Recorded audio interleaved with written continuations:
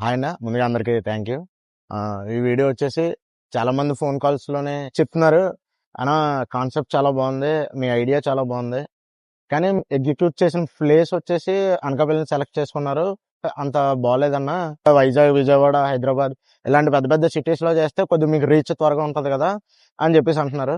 అన్న రీజన్ ఉంది, 10-20% ఒక రీజన్ అన్న. ఫస్ట్, నా దగ్గర ఇన్వెస్ట్మెంట్ లేదన్న. నా ఫ్రెండ్స్ ఇంకా నా ఫ్యామిలీ సపోర్ట్ చేయడం వల్ల నేను ఇది ఎక్కడి వరకు ఇలా చేయగలిగాను. 70-80% కారణం మా సొంత ఊరు, మా ఊరు అనకాపల్లి. నేను పుట్టి పెరిగిన ఊరు అనకాపల్లి అన్న.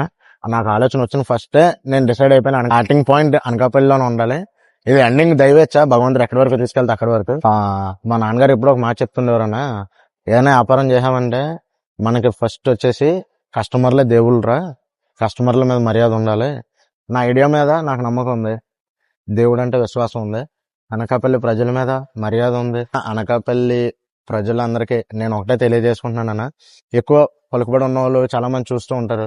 మీ తెలిసిన బిజినెస్, మీ రిలేటివ్స్ కానీ మీ ఫ్రెండ్స్ కానీ ఎవరిదన్నా బిజినెస్ మ్యాన్స్ ఉంటే వాళ్ళకి కొద్దిగా ఇలా షేర్ చేయండి, ఎలాగ కుర్రోడు ఎలాగ అనకాపల్లి ఎలా పెట్టాడు, కొద్దిగా సపోర్ట్ చేయండి అని చెప్పేసి నా మాటగా ఒకసారి మీరు చెప్తారని, కొద్ది మన స్టార్ట్అప్ కి కొద్ది ప్రోత్సాహం ఇస్తారని చెప్పేసి నేను మనస్ఫూర్తిగా అనుకుంటున్నాను అన్న.